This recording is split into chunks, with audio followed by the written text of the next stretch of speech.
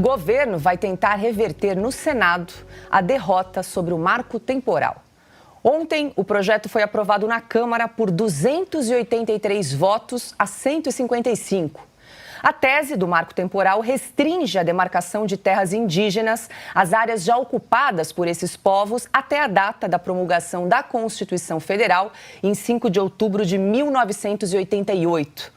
A estratégia do governo é adiar as discussões no Senado para a conclusão do julgamento no Supremo Tribunal Federal, previsto para o próximo dia 7 de junho. O processo está paralisado na Corte desde setembro de 2021 por causa de um pedido de vista feito pelo ministro Alexandre de Moraes. Até o momento, o placar está em 1-1. O relator da proposta do marco temporal na Câmara, deputado Arthur Maia, disse esperar que o Supremo paralise o julgamento sobre o tema.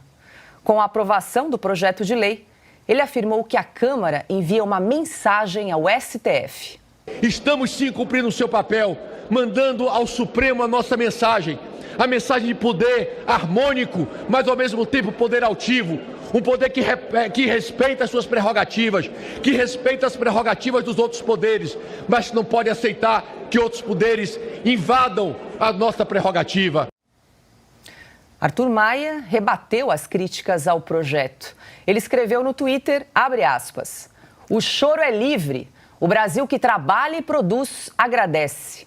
E acrescentou, pela gritaria da esquerda, parece que o marco temporal é uma novidade. Fecha aspas.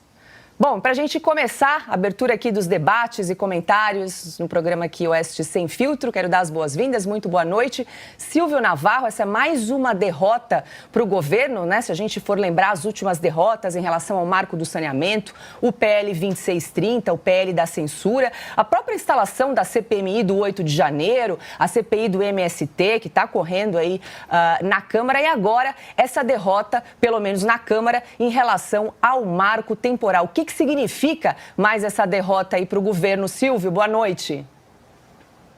O governo não tem voto, Paula. O governo não tem base nenhuma no Congresso Nacional, sobretudo na Câmara dos Deputados. Boa noite para você, aí no estúdio, mestre Augusto Nunes. Boa noite, Ana Paula Henkel, querida, Cris Grêmio. Boa noite para você que está aí do outro lado da tela. Veja, o placar também é simbólico dessa votação, 283 a 155, ou seja, o governo não conseguiu sequer atingir, por exemplo, 171 votos, né, que simbolizaria ali 1/3 da Câmara dos Deputados. A base oficial é de 130 deputados, conseguiu alguma coisinha a mais com liberação de emendas, com cargos. Nós vamos tratar disso aqui ao longo do programa, certamente, porque há outras votações em andamento. Mas o fato é que este governo Lula não tem nenhuma articulação política. O ministro Alexandre Padilha, que já estava na berlinda por conta de derrotas anteriores, você citou já algumas, Paula, agora está com a cabeça absolutamente a prêmio. Se o governo não conseguir aprovar hoje a MP que trata da estrutura dos ministérios, o imenso ministério com 37 pastas, vamos falar sobre isso daqui a pouco, Alexandre Padilha não deve sobreviver ao final de semana. E o presidente da casa, Arthur Lira, também está mostrando os dentes mais uma vez. Segundo deputados, a relação do Arthur Lira com o presidente Lula, eles conversaram hoje por telefone, segundo também aliados do próprio presidente Arthur Lira, é uma relação de altos e baixos. Arthur Lira tem um alvo certeiro neste governo. Ele quer tirar Renan Filho, filho do senador Renan Calheiros, do Ministério dos Transportes. São adversários históricos regionais, lá em Alagoas. Mas é claro que entram outras questões no meio disso tudo. Por quê? Isso é resultado também na Câmara dos Deputados da força da direita, das bancadas conservadoras, das bancadas liberais, contrárias a uma pauta ideológica. Essa é uma pauta claramente ideológica da esquerda. Mas, Paula, você citou agora há pouco, o Senado pode embaralhar um pouco o jogo. A gente sabe qual é o papel do Rodrigo Pacheco. Ele deixa lá, em cima da mesa, ele não pauta, ele não deixa caminhar o projeto, não deixa tramitar. É possível que ele vá retardar tudo isso. Por quê? Porque no meio desse caminho o Supremo vai se manifestar. A esquerda também já provocou o Supremo. E o Supremo já tem 2 votos, né? Edson Fachin e Nunes Marques, também já citado aqui na abertura do programa. E a Rosa Weber se comprometeu a colocar o caso em análise já na próxima semana. Ou seja, provavelmente, o desfecho do marco temporal será um retrato do que é o governo Lula. Não tem votos, não consegue aprovar nada no Congresso Nacional, bate a porta do Supremo e o Supremo legisla a favor do Poder Executivo. Cris Grêmio, muito boa noite. A votação aí foi expressiva. Vamos lembrar aqui, né? Foi aprovado na Câmara um marco temporal por 283 votos a 155. O governo agora tem a esperança de reverter o quadro no Senado. Será, Cris? Acho que não, eles estão tentando, viu, Paula? Boa noite para você, Ana Paula, Silvio, Augusto, boa noite para a nossa audiência. É lamentável, assim, a gente ver algumas declarações do presidente do Senado, Rodrigo Pacheco, se bem que o Brasil já não leva mais a sério esse personagem, né? Mas é triste a gente ver declarações dando a entender que ele vai esperar o judiciário decidir para depois colocar em votação no Senado. Como assim?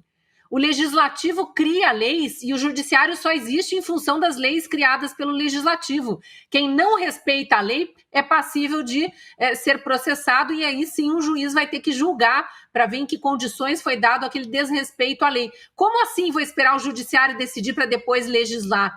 É inacreditável o que esse senhor, Rodrigo Pacheco, vem fazendo. O nível de omissão e até de conivência com essa interferência de um poder sobre outro e com essa desarmonia entre os poderes que estamos vivendo já há alguns anos aqui no Brasil. Muito, especialmente até, eu diria, por conta dessa omissão que eu citei, essa omissão dele, Rodrigo Pacheco, de não fiscalizar os ministros ativistas, de não fiscalizar aqueles que ignoram a Constituição, porque isso é cargo do Senado e ele não tem feito. Outros senadores têm feito essa pressão já de outras legislaturas, desde a época do Alcolumbre, mas também na legislatura passada com o Rodrigo Pacheco à frente do Senado, e ele vinha ignorando. E agora virou um capacho completo do governo Lula, é uma coisa impressionante. Mas voltando à questão do marco temporal, foi uma derrota, Paula, e inclusive porque na semana passada eles tinham votado a urgência desse projeto, até para legislar mesmo, como disse aí o relator,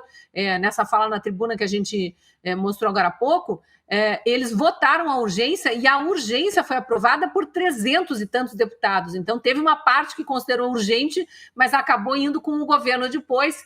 E aí é de se questionar, né? Cabe aos eleitores desses deputados que acharam que era urgente, mas resolveram ignorar a Constituição e estabelecer que não havia marco temporal, que os índios podem receber novas terras a qualquer momento, em qualquer lugar, dependendo do governo de plantão e do nível de aparelhamento do judiciário pelo governo de plantão.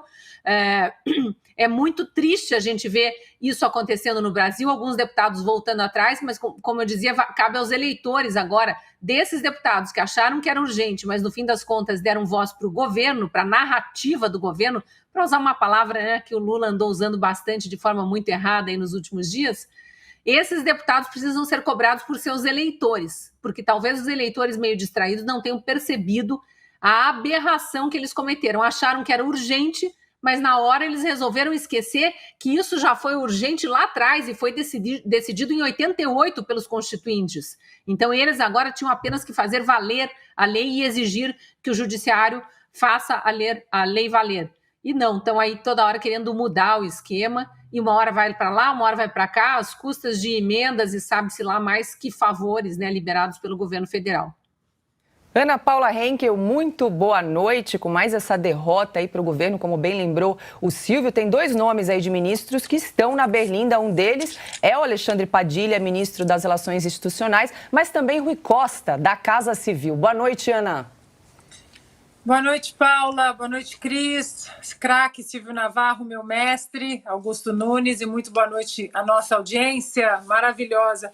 Olha, Paula, eu acho que a Cris e o Silvio esgotaram, né, esse assunto do ponto de vista técnico, o que não me impede de repetir que esse governo não tem voto, né? Esse governo pode ter dinheiro, né, nosso dinheiro, agora distribuído aí de uma maneira bastante uniforme, não apenas em 37 ministérios, muitos inúteis, mas também nas emendas de relator, né? O tal do orçamento secreto, que foi tão proibido durante o governo do presidente Bolsonaro. Tem dinheiro, né? Tem vontade de transformar o Brasil num país comunista, num país sem liberdade de expressão, num país amarrado a ditaduras como a de Nicolás Maduro, mas não tem voto. Não tem voto, não tem capital político, não tem uma segurança política de tocar essa agenda, né, nefasta. A força dessa nova composição do Congresso, tudo bem, muitos falam, é uma renovação pequena, mas é um passo em direção ao caminho certo. E as nossas casas legislativas, elas precisam retomar essa autonomia, essa independência que foi usurpada nos últimos anos. Né? Há quanto tempo nós estamos vendo aí as duas casas ajoelhadas a esse sistema corrompido do judiciário no Brasil?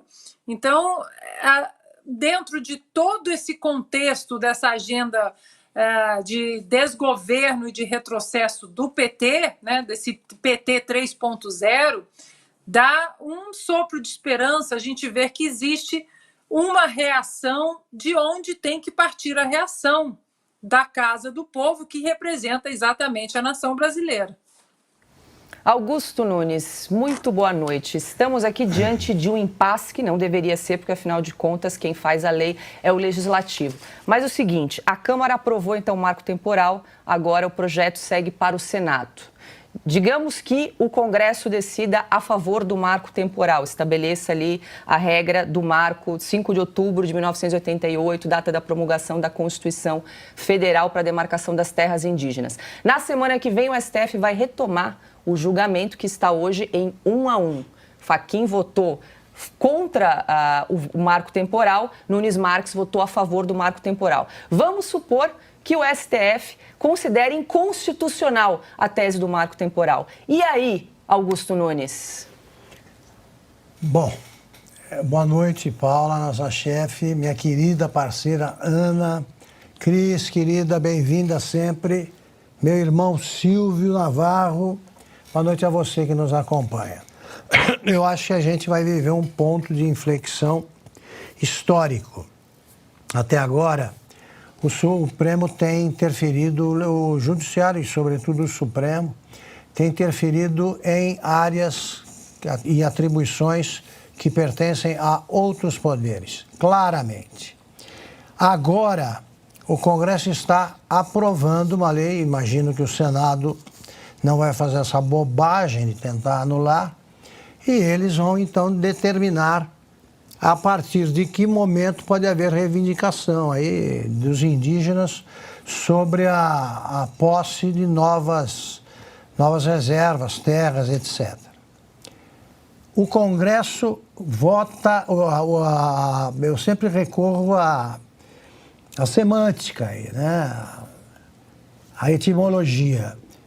O Legislativo legisla, o Executivo executa e o Judiciário julga. No caso da Corte Suprema, eles têm de dirimir possíveis dúvidas e textos mais obscuros sobre a Constituição, textos constitucionais.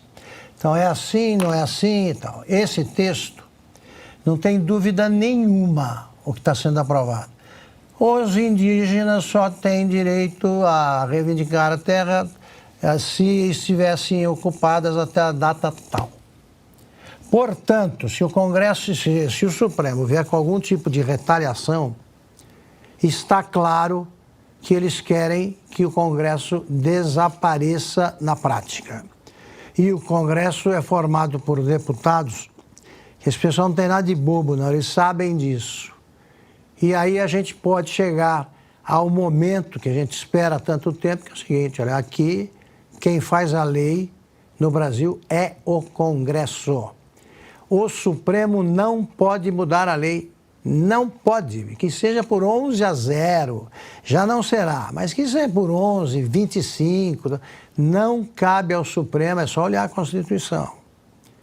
Mudar isso aí, eles é que teriam de tratar a pontapés mais vigorosos ainda, um texto constitucional claríssimo. Então eu vejo, até pelo tom do deputado Arthur Maia, que isso não acontecerá. Tomara, porque esse é o começo do fim dos abusos que se repetem há 4 anos por parte do Supremo Tribunal Federal.